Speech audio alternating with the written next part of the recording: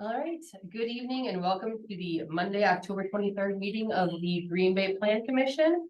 We'll go ahead and start with the roll call. Chair Lisa Hanson, present. Vice Chair Jake Miller. Present. Alder Jim Hutchinson. Present. Commissioner Sidney Bremer. Present. Commissioner Darius Daniels. Present.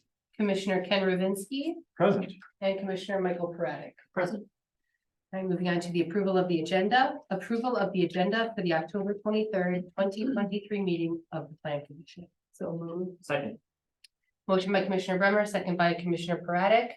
All those in favor? Aye. Any opposed?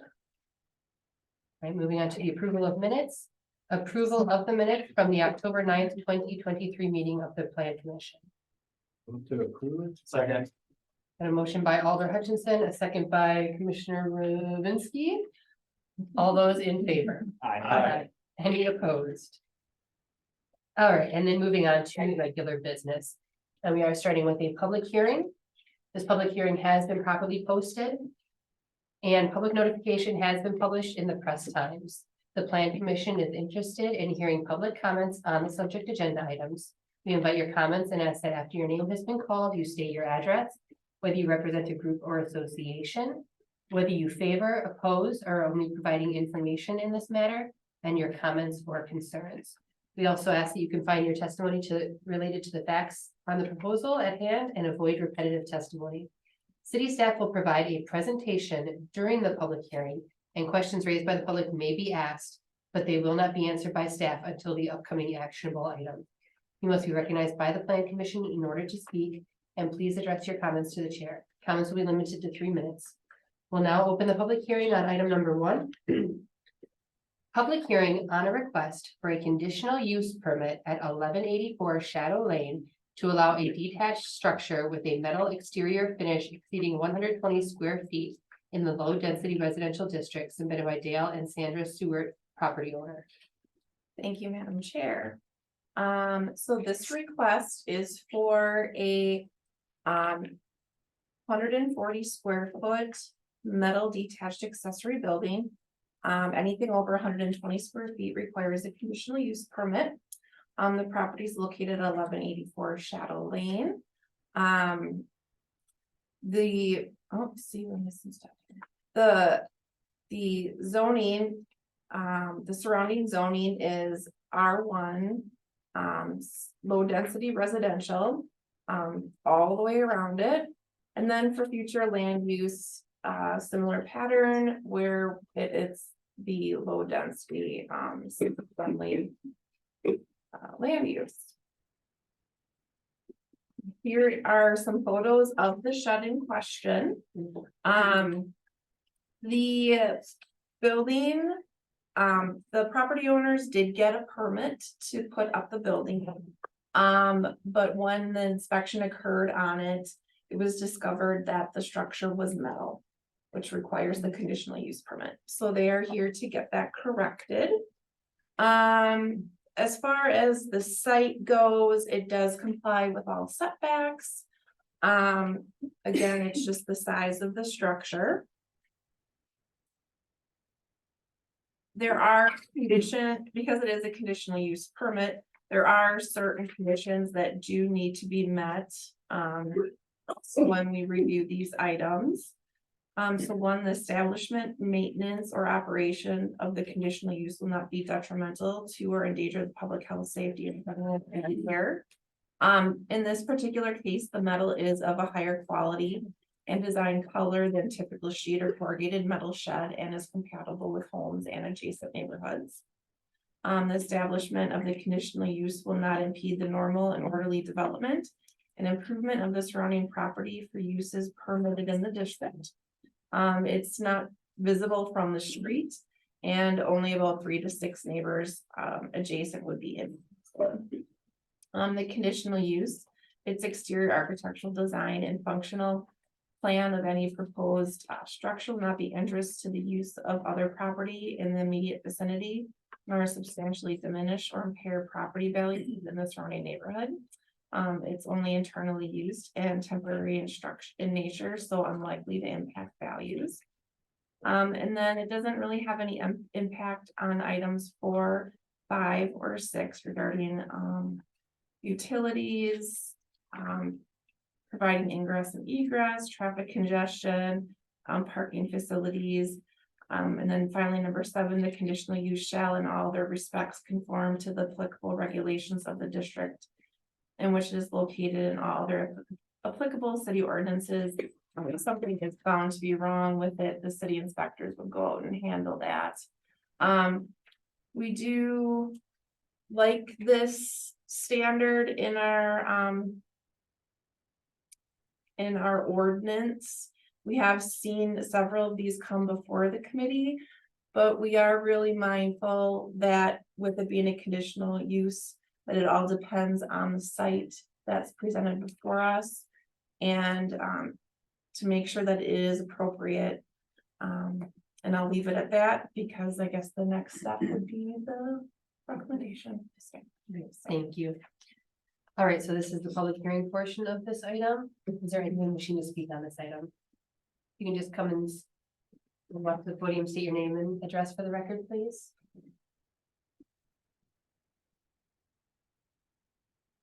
You know, you can just come and sit at the table if you want to, if that's easier for you. No, that's okay, then I Okay, can that's see all of a lot it. of share. Thank you. I can stand that long. I appreciate the offer though, thank you. I'm Sandy Seward. I live at that address, 1184 Shadow Lane. We've lived there since 1974. We know all our neighbors quite well. As we're looking into the backyards like this, all the houses on the opposite side have sheds. You can see the one in the lot directly behind us. The shed is right there. The one next door, it's the little white thing. Whoops. Yeah, I had somebody trying to come in. Okay, continue. At the off the far right, right under the eave is another shed behind that garage.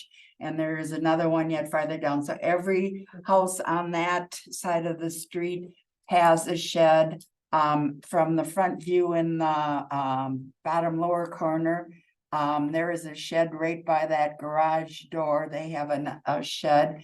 And then there's the one on the next block or the next lot to that in the back corner. So there are a lot of sheds in the neighborhood.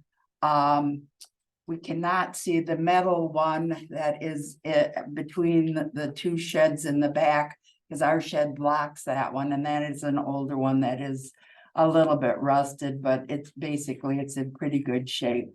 BJ and Tracy Fleming live with one with the shed there. I talked to them this weekend. And they like it a lot. They said it looks very nice. The only thing that she said is she can't now look into our patio doors and see what we're doing in our family room. So I guess that's a plus for us. I believe the one that shows the house on the left there, she I believe called in and made a comment that she liked it and it was very nice. And basically she says she really can't see it because when she looks out from her house, she sees the shed that's in the top picture and it blocks most of our shed. So she really doesn't even see it. The lady that lives to our left there, Phyllis Seefeld, she really likes it, and she said she would like to get something similar. So she's in love with it. And the gentleman on the right, he doesn't use that house. That is a party house. But we do things for him. We have our own combination to get into his house. And I don't think he has said anything negative, and I'm sure he would have texted me if he had any concerns about it. Matter of fact, he had trouble with a rent agreement he had, and my husband had to go over and take the garbage out and found out the roof was leaking and the house had been left unlocked. So my husband had to do a number of things to help him out, so, we have a very good rapport, so I can't imagine anything is amiss there. And it's just our garage is so small, we can barely get 2 cars in it. My husband buys a car small enough that it fits next to my minivan because of the size of our lot and the size of our garage, but and this was a garden area, so there was never grass in this area. I gardened for years and years, and now it's just getting too difficult. I may put a few spots around it, but it'll probably be mostly grass growing around it. So, and that is it. And my husband's the one that filled out the forms, and obviously he didn't do a very good job. He said it had to be done online. And I don't know, he doesn't read the best. He skips a lot of words, and he obviously skipped a few things that he should have caught. So that, I guess, is it. All right, well, thank you so much. Mhm. Is there anyone else wishing to speak on this item? Is there anyone wishing to speak? Is there anyone wishing to speak? Let the record reflect that that no one came forward and this public hearing is now closed. Moving on to the corresponding actionable item. Item number 2, consideration with possible action on a request for a conditional use permit at 1184 Shadow Lane to allow a detached structure with a metal exterior finish exceeding 120 square feet in the low density residential district submitted by Dale and Sandra Stewart, property owners. Thank you, Madam Chair. Mm. So staff does support, the request for the CUP. We did notify Alder Weary and the neighbors within 200 feet. I did hear back from Alder Weary and he does support this request. And I did not hear back from any other neighbors, so, nothing for, nothing against. And that's all of that. So, so 140 square feet would have been okay if it hadn't been metal. Is that what I'm understanding? So And if you go under 120 square feet. it would have been fine being metal, right? Yeah. So really, okay, all right, Yeah. okay. Have we looked at that? That just seems a bit pedantic, for lack of a better word. Well, I think we were scared about people putting like Quonset huts and things of that nature. Typically Quonset huts, low quality, metal, barns, they don't have any design control, so once they start getting large. Drive out in the street and find the sheet metal pole barn that somebody built by hand. Right. And so that I believe is why that metal restriction is in Okay. there. There's also other issues that come with metal. I think new ones are much more. Long lasting. They don't last No, they're forever. designed differently with insulation. Old metal buildings, if it's raining or hailing, you'll hear ting, ting, ting, ting, ting, ting, ting, Gotcha. ting, ting, ting. I don't necessarily think they're doing that now, but obviously, it was okay and it's doing it. I don't know if this one's insulated or not. Okay, so the issue is it's 20 square feet over for a metal. Separate, okay. Okay, Motion to approve. Second. got a motion by Commissioner, We're good neighbors.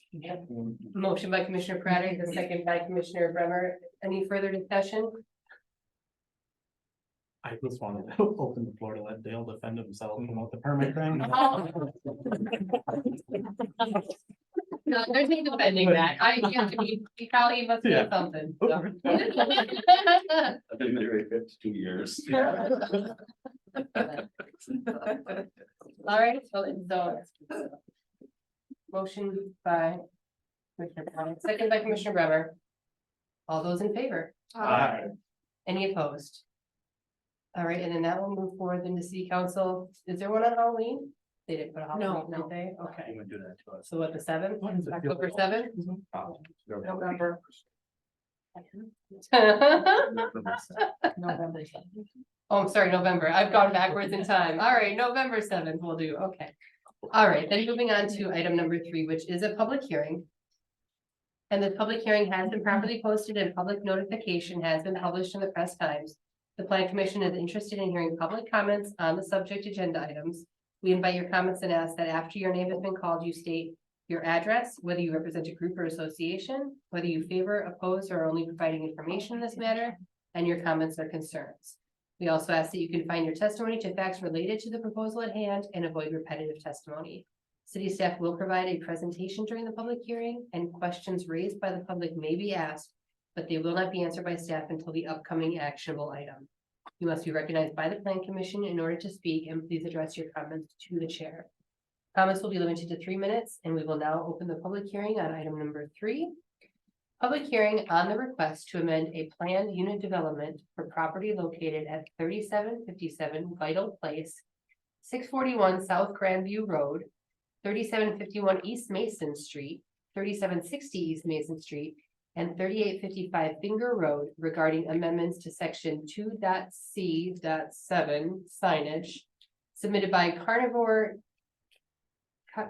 care of Rebecca Cameron of Godfrey and Con, applicant on behalf of Car Green Bay LLC, property owner.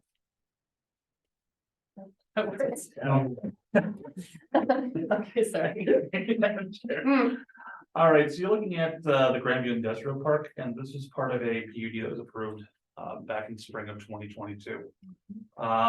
If you look at the site back in May, this is a photo from then. You notice that Carnivore has been on the largest property in the site and is in construction of their facility out there, and they are the group that came forth with the request to amend the PUD for signage on the site. So these are 5 parcels that are part of the PUD. As far as the future land use, we're seeing PUDs around to the north. That's a TMD, a larger one, and this is a PUD for Grandview Industrial Park. What prompted this is we received a sign request from Carnivore for some signage for the campus, and many of the signs meet the sign code just fine, but there were some larger ones that were presented that did not meet the sign code. So the sign code refers back to BP Business Park and has an additional note that for monument signs that are for the overall industrial park itself, they can be as tall as 10 feet in height. And so you notice in your packet, there were some initial signs that were put forth that showed some monument signs upwards of 14, 16 feet or so, and some signage on the building for wayfinding directional signage, which was exceeding the maximum standard of exempt signs, which is 6 square feet. So with that in mind, we've been having discussions back and forth with the applicant as to try to find a common ground that can still work within the code, that doesn't grant too many exceptions, and yet being flexible on their behalf, because plenty of campuses sites have larger signs. If you look at NWTC, WGB, the hospital campuses, other large industrial facilities around town either have PUDs or have received variances for such requests. And so with that in mind, staff felt as long as we could find conditions for what makes sense for visibility, that the signs could be exceeding the BP standards that are typical. So staff looked at some letter visibility charts and trying to see, okay, what are you trying to accomplish here? You need to have this for the sake of, it's a large campus, not just this one, but the other sites on this PUD, they're larger campuses. So what would it take for a truck if they're coming through the campus? How far that could be to generally have the largest sign that you have this to see yet would be small enough that it's not projecting back out in the neighborhood. So we felt that a distance of 500 feet would be the length that'd be most appropriate to say, okay, at 500, you don't need to go any further than that, but from 500 and you're in a truck, you might want to see a large visible sign for wayfinding. What does that mean for signage? And so now these numbers, your conditions are different, your user conditions, how good is the eyes of the truck driver, things of that sort. But in general, we found that if you happen to have a 22-inch letter and you put it up across 3 or 4 lines of font, that would typically mean that somewhere around 64 square feet would be an appropriate size. So with that in mind, we looked at, there are 3 different parts of this code that are varying from what is typically out there. There's monument sign height, there's wayfinding on walls, and there's wayfinding in general. on freestanding signs. So, going back to, what Carnivore is looking to do on their sites, but keep in mind, this can be applied then to other businesses throughout the park itself. They're looking to put 2 larger wayfinding signs on the buildings themselves, and then they have 2 monument signs. They happen to have 2 separate areas that which happen in the right of way, so they can have 2 monument signs on the property. One being up to the north here, and the second one being along Vital, closer to the main entrance for non-truck users on the site. Also, I'm gonna note to you right now, in your packet, you happen to have seen some images which show the 14 to 16 foot signs. Carnivore came back here late last week, had some updated signs that could meet what would be written here in the draft PUD as far as having a max of a 10 foot sign. So why 10 feet? Why that for max expanding the 6 foot sign? 2 parts, going back to what was initially said, plenty of campus sites have larger signs throughout our community. Secondly, going back to this PUD that was original from back in spring of 2022, that's the max height that is allowed for the overall Grandview Industrial Park. We didn't think it was appropriate for a single business to have a sign that would be taller than what the max sign height could be for the overall park itself. With that, you're seeing signs that are lower down to 10 feet in height for monument signs. And then you also note some larger wall signage for directional wayfinding. In the PUD draft, essentially we add on 3 different parts to the language that is in the on page 9 of the ordinance itself. So addressing the monument signage, simply says the monument sign's max height is limited to no greater than 10 feet in height. And then getting into campus wayfinding signage for both the internal operations for the wall signs themselves.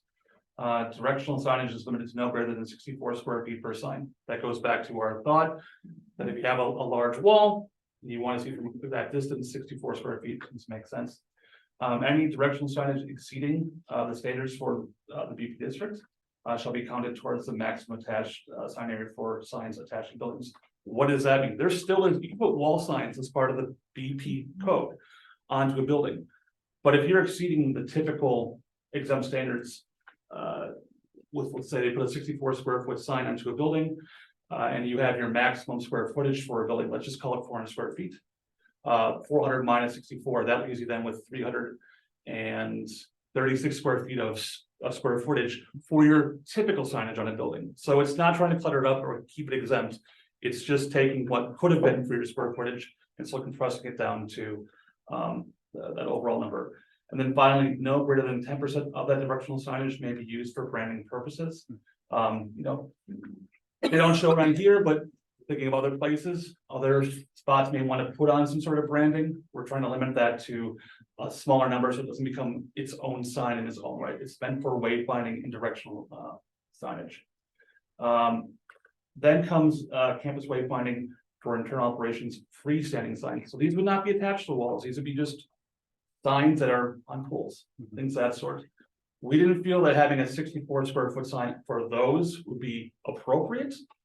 They take up a lot of space and they be closer to the actual right of way where the public sees it. There's neighboring properties, things of that sort. So for that, we felt it was appropriate to limit it to 32 square feet per sign. If you something that larger, you need to have the larger letters. You can be reduced down to maybe 2 lines of font if we're talking the large ones. Otherwise, as a vehicle gets closer, it would just be smaller fonts to handle it. The directional signs to be permitted along a travel route within the campus. Multiple freestanding directional signage is permitted as long as it's separated by 500 feet. That goes back to our distance we were talking about before. Try not to clutter up an entire lot full of non-exempt signs, but acknowledging larger lots might need to have different standards for getting around.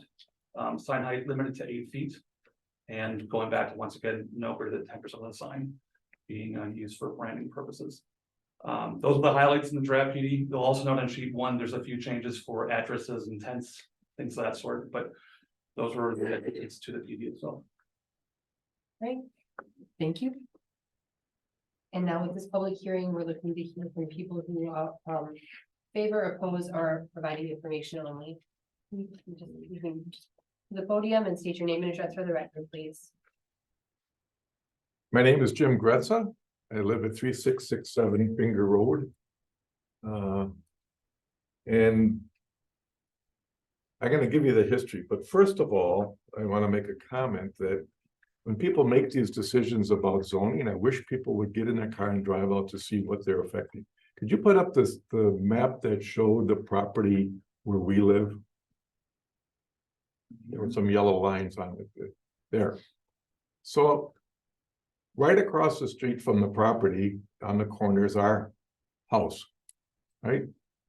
I think this committee passed and sent to the council that this should be zoned industrial. Okay, you're in the middle of a residential neighborhood. There's residents to the north, there's residents to the west, there's residents to the east.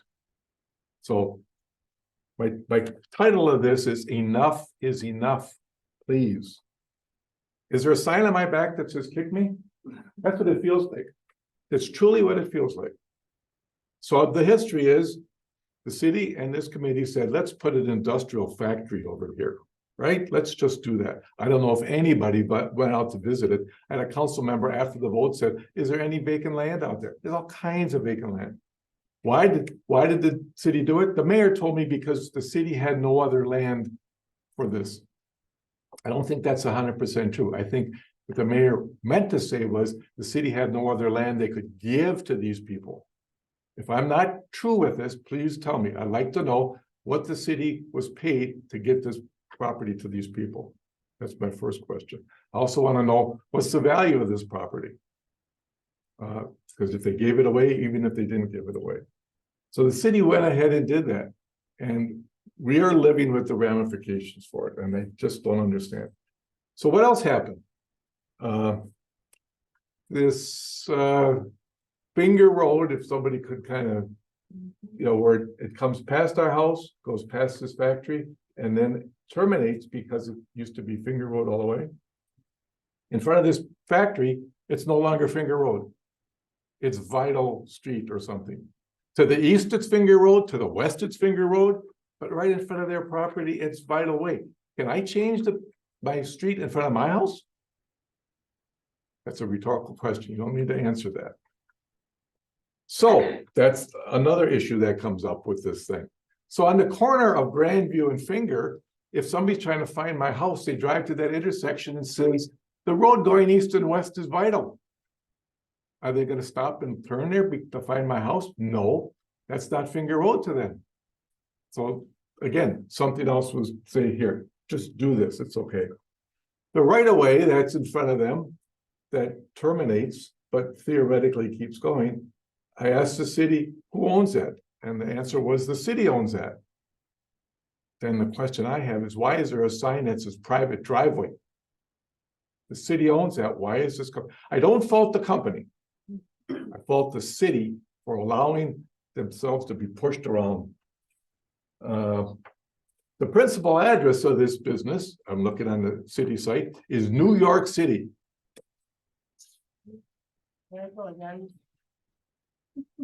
Sorry, and I'm sorry that, because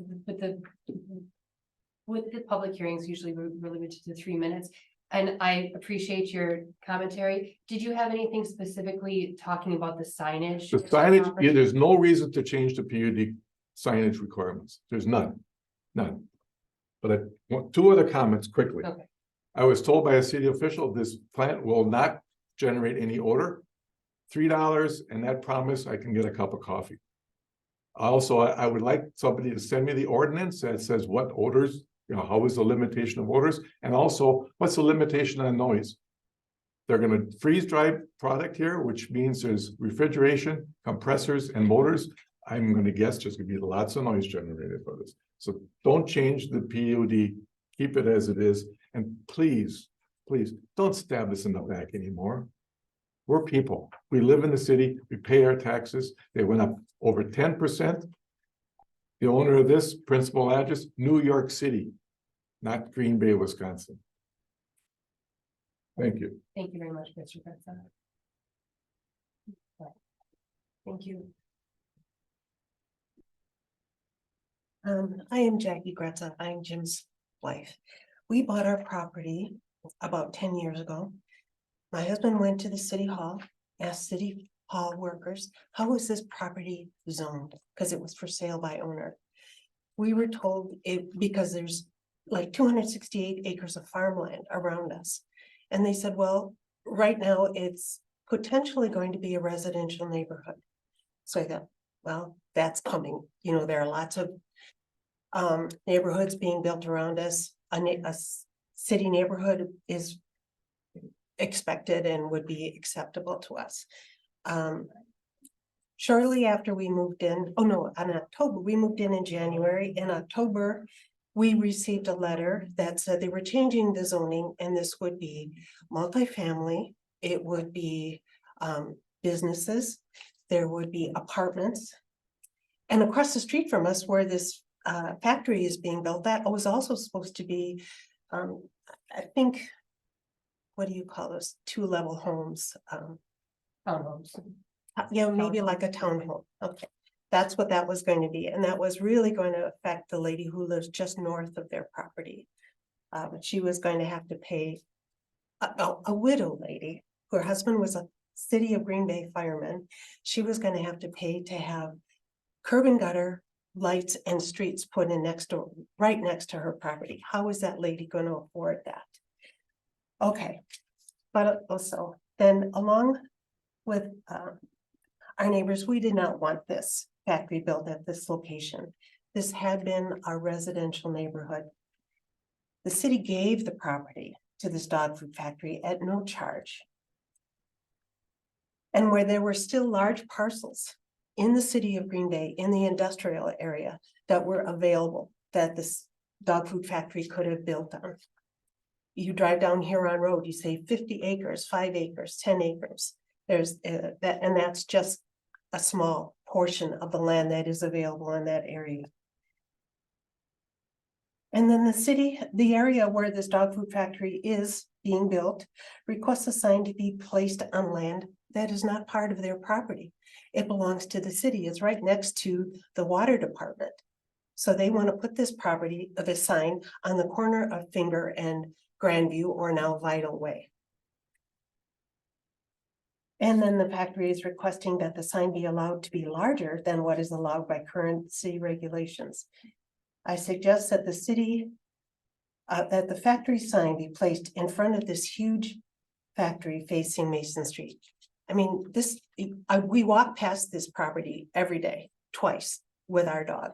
I mean, so we love dogs. It's not that we are against dog food factories or dogs at all. We love our dogs. He's our 4th lifelong dog. But this is huge. This is much bigger than we thought it would be. I apologize. And I just one more. Go ahead. And I truly, you know, our house faces Grandview and Vital Way, or it's sort of on an angle. So from my kitchen window, from my front door, from my upstairs bedrooms and a bonus room, I see factory and factory sign. So the factory is one thing, but then to have a bright sign on the corner there is, and a large one, is just, it's just beyond words. So thank you very much. Thank you. Is there anyone else wishing to speak on this item? Hi, can I speak? Sorry, I'm online. Or if you could just state your name and address for the record, please. Sure. My name is Rebecca Hamrin. I'm with Godfrey and Kahn, based in Appleton, and I am counsel for Carnivore Meat Company. And I just want to reiterate a few things that have been mentioned earlier. So I appreciate how neighbors might feel about the development, but I just want everyone to keep in mind that this is specific to the signage. And the impetus of this was really for safety reasons. So we want to make sure that a truck driver who's coming to the facility knows where they're going and is able to see the signs. So the difference between 6 feet and 10 feet can be important for, you know, somebody who's coming in and making these deliveries. That's the only reason that we came forward with this PUD amendment. I also want to mention that while the landlord, so the entity that owns the property, is based in New York, Carnivore Meat Company is a local company. They lease the ground and they own the facility. So they're spending all of the money to do this development. So there was a agreement with the landlord entity where they purchased the land and then immediately leased it back to Carnivore Meat Company. So I just want everyone to be clear that Carnivore is it's a local company, it's a local entity, and all of the people who work there, the president, everyone who's involved with Carnivore is local to the community in Green Bay. And I also wanted to make a comment about the sign on the corner by the water facility. There actually will not be a sign on that corner. We had suggested that originally, but that actually won't be happening. That sign will have to be moved further onto Vital Place, closer to where the development is located. And that's it. Thank you. Thank you so much. And have a 30-second rebuttal to that comment. You can speak if we open the floor on the next item. Because it's still the same item, but if it's a public hearing, it's 3 minutes. All right. Is there anyone else wishing to speak on this item? Is there anyone else wishing to speak on this item? Is there anyone else wishing to speak on this item? Let the record reflect that no one came forward and this public hearing is now closed. Moving to the corresponding actionable item, item number 4. Consideration with possible action on the request to amend a planned unit development for property located at 3757 Vital Place, 641 South Grandview Road, 3751 East Mason Street, 3760 East Mason Street, and 3855 Finger Road regarding amendments to section 2.c.7 signage submitted by Carnivore, care of Rebecca Hamron of Godfrey and Com, applicant, on behalf of Car Green Bay LLC property owner. Thank you, Madam Chair. So I can answer a few of the questions that were raised during the public hearing itself. So just to piggyback on what the applicant said, these are part of the initial back and forth. There were some questions as to where could the signage go. There are questions of putting it possibly in the right of way. What's being looked at tonight is looking at the overall PUD. So they'll still have to bring forth an actual sign plan for approvals like you would with any other facility. And these are some areas to look at. So also to keep in mind any possible easements that are on in the facility itself, and vision triangles, things of that sort. These are general ideas as to where a sign can go. And because it's on multiple right of ways, there can be multiple monument signs. As to the value of the property and what was sold for, I don't have those numbers. I can email you over, we've been in communication before, the limitations on odor and noise in the code itself. So like any other property in the city, if there's an issue, it needs to be addressed then by our inspectors.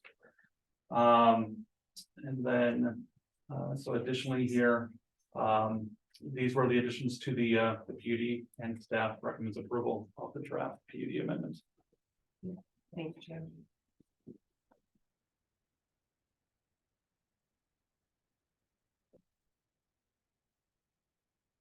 Open the floor. Second. Okay, motion by Alder Hutchinson, second by Commissioner Craddock to open the floor. All those in favor? Aye. Any opposed? All right, if you want to come forward and state your name and address for the record again, please. I'm still Jim Gretza and I still live at 3667 Pickey Road. The comment that was made by the attorney, if I understood it right, was the reason for this request is for safety. So the truck drivers know where they're going. This plant has been in construction, somebody can correct me, well over a year. And every single day there are trucks driving in and out of that concrete mixers. You know, big pickup trucks, cranes being moved in and out. How many accidents have there been? We would have heard it if there were. You don't need bigger signs for safety. The building is so big, people can't miss it. So if that's the reason, then I ask you to say no to any changes to the PUD. Thank Thank you you. very much.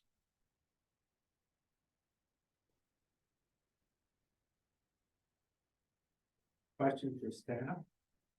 Let's close the floor before we. Oh, motion to close the floor if there's no other comments. Oh, is there somebody else up there? That's all right. Yeah, okay. This- Oh, that doesn't. No, that does She count. unmuted, that's fine. Got it, okay. I'm sorry, can I make one more comment? Go ahead. Sorry.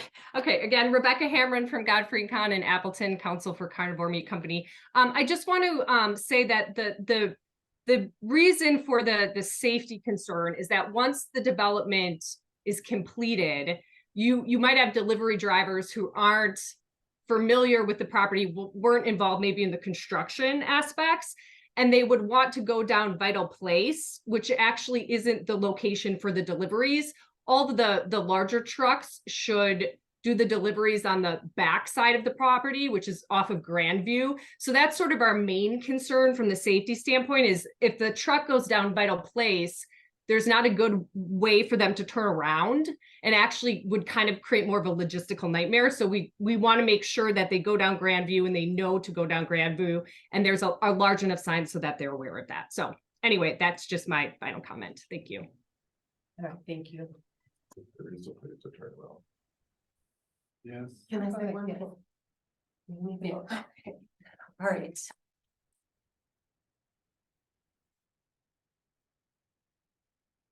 When we moved in, you know, there were all kinds of 18-wheelers going in front of our house on Finger Road all the time. And they'd get to the corner of Grandview, or they'd get to that roundabout where the dog food factory is being built, and they turn around. That was because their GPS did not tell them the right way to go. It doesn't do that anymore.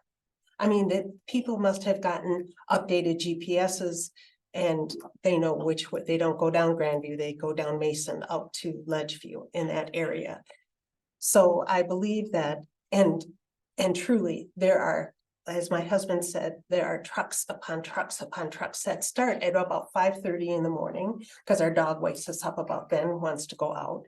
And because he hears the noises. And it's constant, and they always find their way.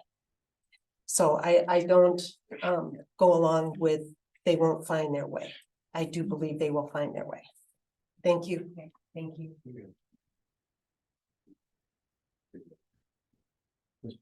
Right, Yeah. right. Yeah, I mean, if you're looking on your phone on your most current GPS, it's gonna come up, but if I plug in my 2015 Honda Odyssey, it may or may not be in there or not, so. So it depends on the GPS and how frequently it's updated. I don't pay Honda to update that, so. Okay, motion to close the floor. Second. Right, motion by and second by Commissioner Braddock to close the floor. All those in favor? Any opposed?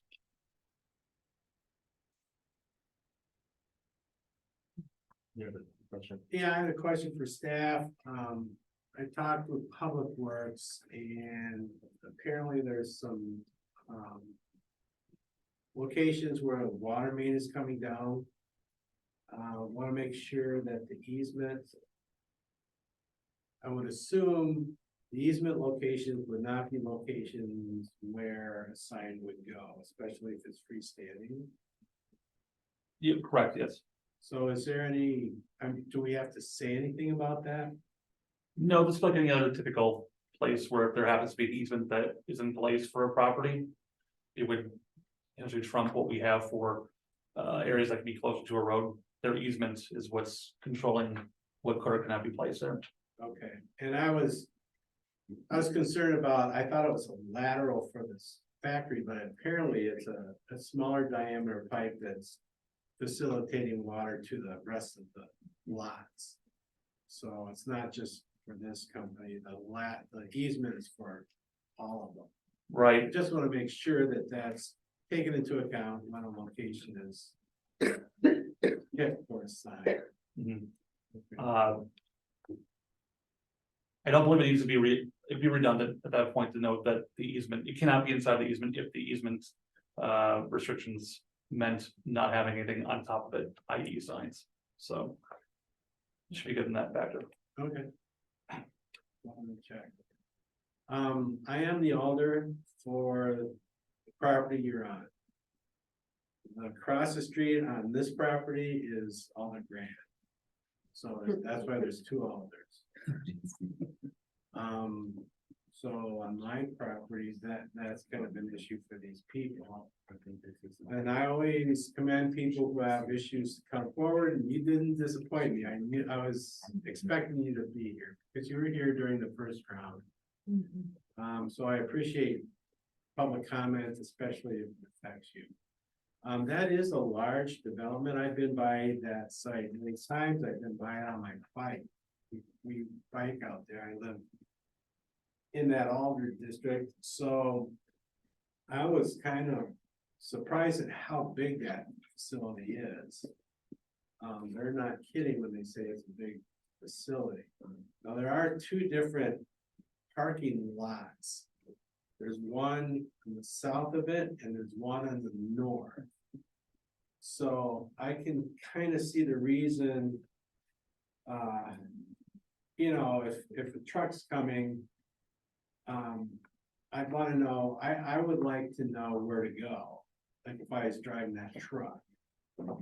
So I see the safety issue with regards to where to go. Now, apparently a lot of trucks come now and they don't have an issue. And I can understand it, because they've been there or whatever. And that's a lot of trucks. That is a big building. I would recommend people go out and look at this thing if you haven't, because it's big. But having said that, it does seem to me to call out for signage to help. And I'm hoping that the lighting on the signage is not going out into space, but is directing at the sign. I don't know if we have anything with regards to that, because I think there'll be a lit area there anyway as a building, but we don't need a sign close to the road that's lit and there's light going everywhere. I don't know if you understand what I'm saying. So is there anything dealing with the light? So when it came to this request itself, there was nothing that was noted as far as light and pollution from the sign. There is our lighting code, which I'd have to delve into here a bit to give you some specifics. But if this happens to be a monument sign that's internally, that'd be a different story then.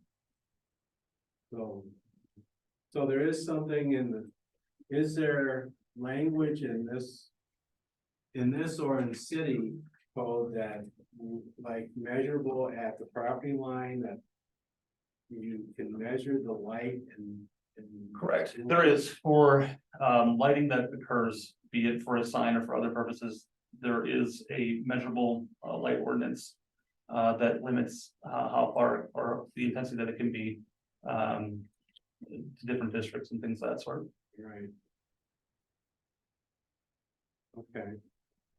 And that would be applicable to the lights on the side. That'd be applicable to any light that's happened Any in the light, property, right. yeah.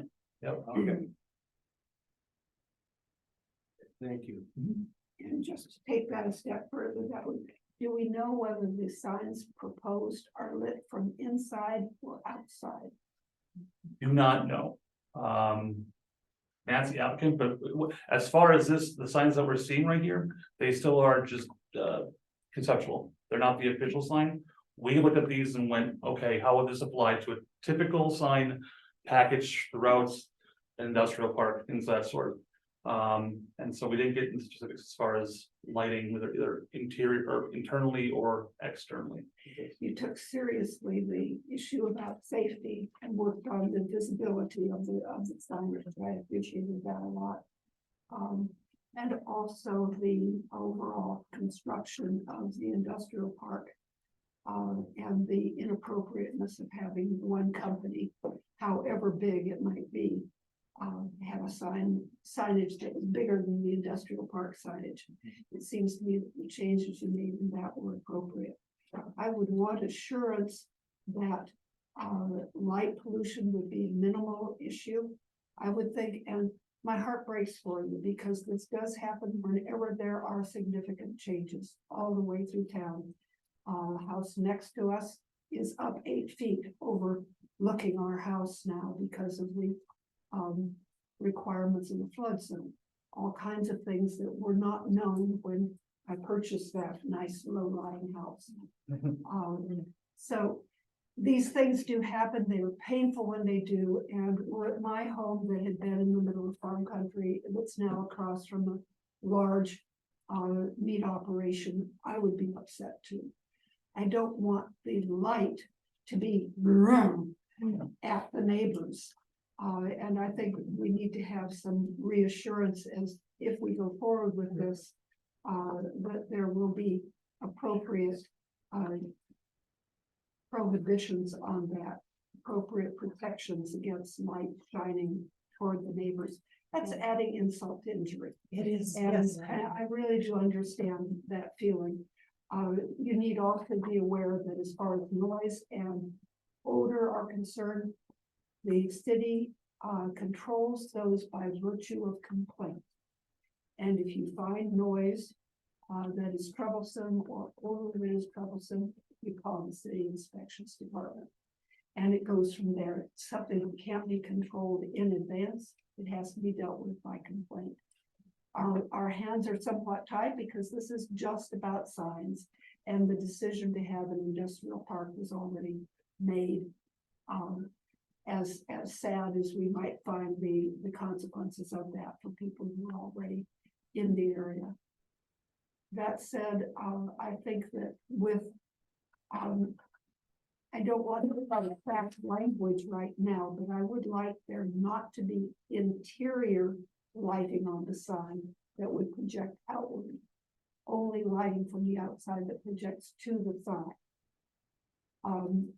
And I would like to make sure that the level of the lighting is what is necessary for safety and readability. Not something that would be that will add to the discomfort of the residential area nearby.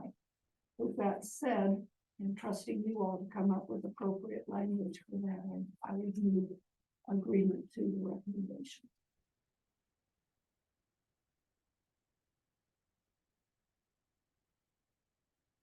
So you're moving approval with the crafted language that we don't just quite have yet. Yes, The lighting. yes, the lighting language. And for this, are you suggesting just exterior for the monument signage? I think particularly the monument sign. Yes. And I certainly appreciate that you managed to carve that down from 20 to 10 feet. That the lighting be directed toward the sign and not be interior and pushing away from the sign, and that it be in line with the city regulations. Obviously, we would close, another thing that we were back, like a backlit. No, that way It we was push the it down. monument. But if it's an Right, uplighting, right. it's projected. I wonder if it might be a bit overkill in terms of this, I'm looking through the code, I'm trying to find exactly here, but correct me if I'm right here, or wrong here, John, but they have to submit a sign plan that needs to be reviewed. Yes. As well. And we just revised the lighting to change to lumens versus the wattage. I think there were some updates maybe besides that as well too. And I don't like the vague language versus relying on the code that's already in place that should not allow for any throw of light to adjoining properties anyway.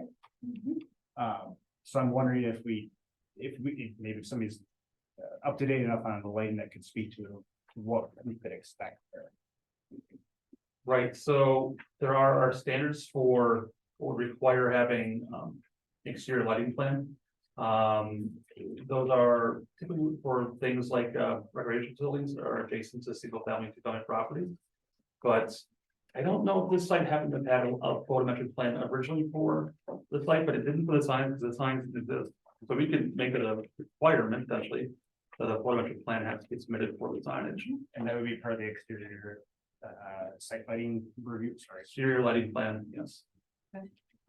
But the plans already, so overall, the plans for this site were approved here in the past. This is an addition because the sign package is now being put forward. So, this would be a secondary, photometric plan to show that. In general, if we're talking about lighting that is exterior, that comes from a property, from a source that is, not cut off, which presumably this wouldn't be cut off because you're upwetting it to make the, light happen. The maximum permitted illumination as measured at the property lines of budding residential districts shall be 0.25 foot candle. For the light. However, parking lot lights can be 1 foot. So you can overregulate the sign. But not necessarily, you can't unregulate the security light. So. Yeah. John, Oh, yeah. I also wanted to make the comment, I'm not a sign professional, we've been doing this for a lot of years. Sometimes a gooseneck or a floodlight shining on a reflective surface can be much brighter than a tinted surface coming out. Again, not a sign designer, but I guess kind of harp on what Jake was saying before, be careful over regulating the industry where you may not know the consequences of what. Which I is don't why know them didn't want either. to craft the language here, because I don't know, what I don't want is bright light zapping up to the residential area around. And it may be that the lumens and that requirement is adequate to protect against that. Right, and the area where there's the potential here where signage would be up against residential areas would be on that northwestern part of the property, so.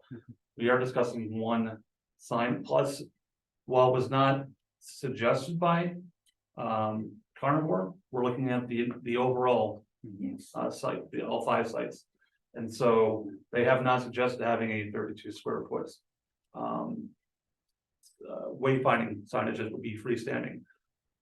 And they could, in theory, put that closer to the right of way in the other parts of this overall development.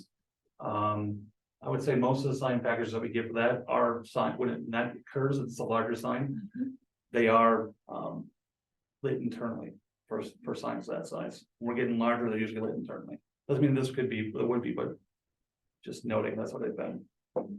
Am I right to assume, though, that we're not talking about the possibility of any sort of electronic sign? Right, so this is a monument sign, this is what the regulations are allowing for a monument sign to be larger. So there was no request that was noted for any sort of electronic sign or messaging. Within a monument sign, this isn't business park. One moment on that. Perimeter of the business park, so it's the part of the business park that is going to be most apparent to people living nearby. Sure, exactly. The way they have it designed, I think they could do backlighting on the white text, because it's dark colors overall. You know, you would, if you're looking for visibility, you would probably backlit the white text See, I think itself. Probably. that's what I was saying about backlit. I think it's internal lit, because not a light like actually behind it shining through it, actually in the light inside where it has that nice glowing and you can see the name. That's the kind of, that's what I think of when I think about internal. Not anything that's really flashing a lot of light. We're also out of our element again. However, one of the things that is in front of us is 10%, no more than 10% given over to branding. What is considered the branding here? Right, so that's going back towards our directional and wayfinding. So the intent with that is that it truly is a directional and wayfinding sign. You can go back. What was shown here, they don't have any sort of branding whatsoever on their sign. It's going back to the overall, what does it mean to other parts of this whole PUD? So in theory, if they wanted to change this up, they could have of, let's just call it 64 square feet. They could have 6.4 square feet, be branding that says carnivore on that sign. Oh, I see. Yeah, the monument signs, that is branding, that's what they're Yeah, doing, right. so That's it's fine, Direction, right? yeah. I needed that clarification. Thank you, John. I want to just note your question as far as video display signs, within the BP district. It is allowed, for video display signs, so it could be on a monument sign, I believe that the square footage is allowed is, or percentage allowed.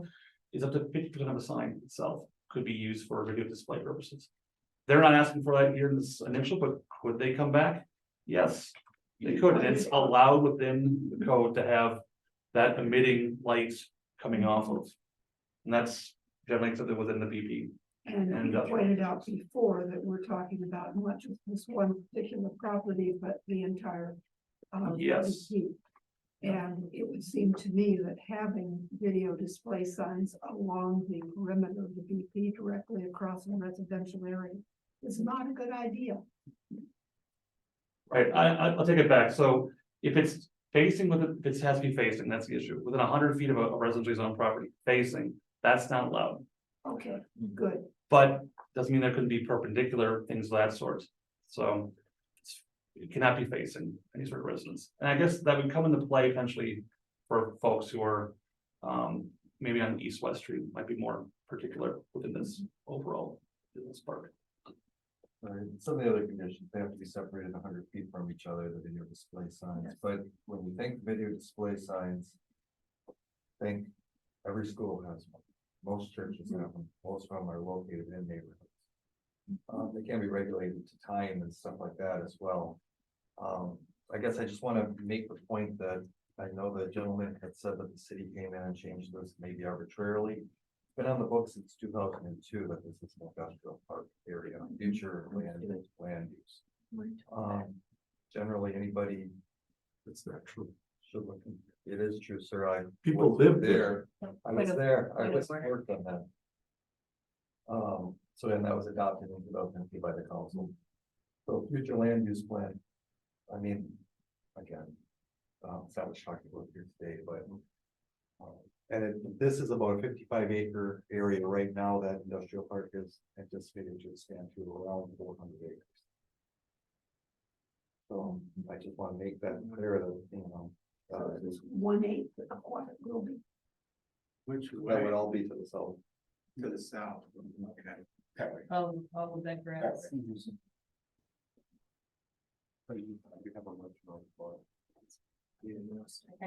no second. No, yes, we did, yeah, we did actually. We were discussing. Commissioner Bremer, but then we were talking about the language of how we were wanting to have the signage, the lighting situation, so. I have one quick question. We got 10 monument max, 8 foot max for binding signage. For freestanding directional wayfinding signage that exceeds limits. Okay, so what was it without this change? Right, so there is a sign height that is no greater than 6 feet for exempt signs. So 6 to 8. To 8, yeah. Okay. Well, and with that in mind, we're talking about a directional signage that would increase from being potentially 6 square feet to 32 square feet. Okay. So making it a bit higher. Okay. Gotcha. Question of clarification here with the questions that Sid has brought up about the lighting.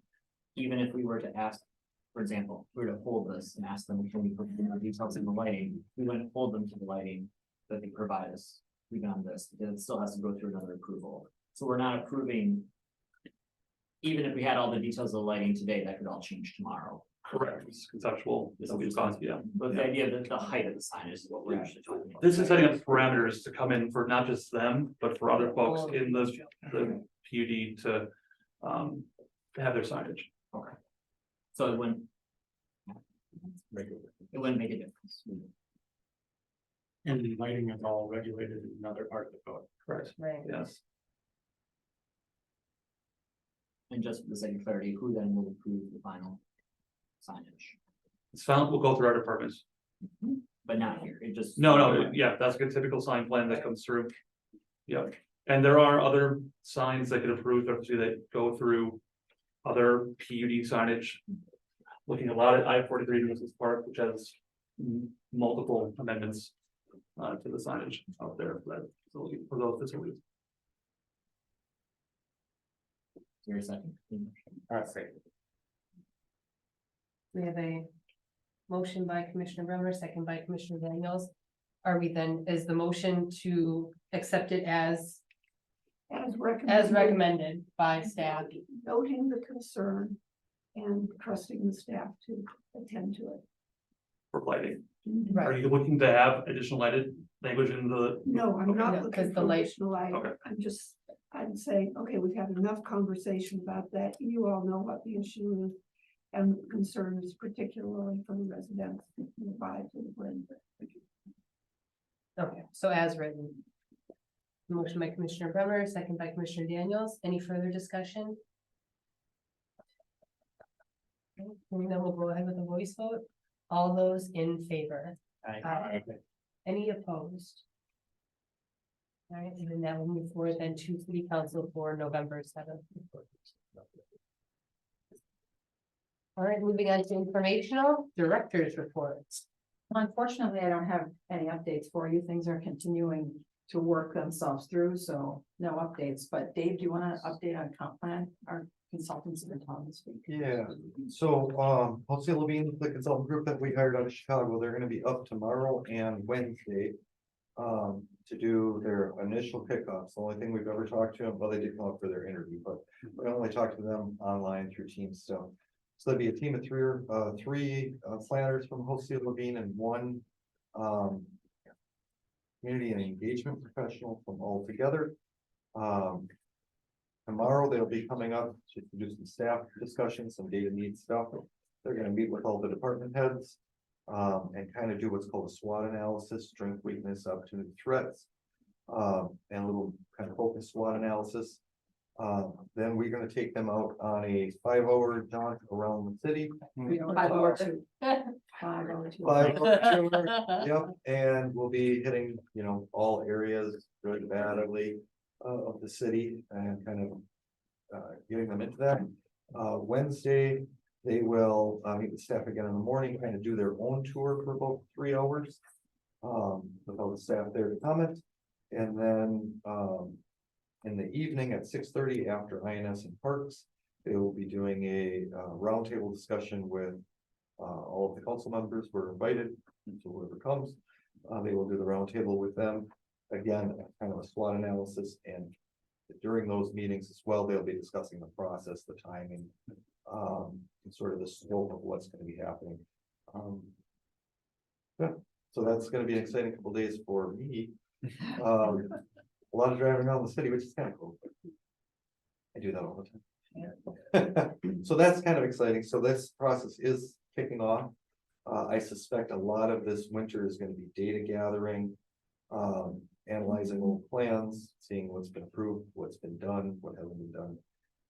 And then starting in spring and early summer, we'll start our engagement. The one thing we will be doing very soon is putting together an advisory committee, called a citizen advisory committee. Which will be about a dozen people, either from specific fields or agencies, or just Lakewood citizens that will be advising everything as it goes through the process. That's like a would be the staff consultants, planning commission, advisory committee, and then. So there's multiple eyes on it, but the thing that's all I'm really excited. Yeah. So I'm going, guys. Yeah. Alright. Excellent. And then the date of the next meeting is November 13th of 2023. Motion to adjourn. Second. Motion by Commissioner Ravinsky, second by Commissioner Frederick to adjourn. All those in favor? Aye. Any opposed? Alright. November 7th. Oh, sorry. November. Did I say November 7th? Just- Oh, that was next week. That's next. Our meeting is.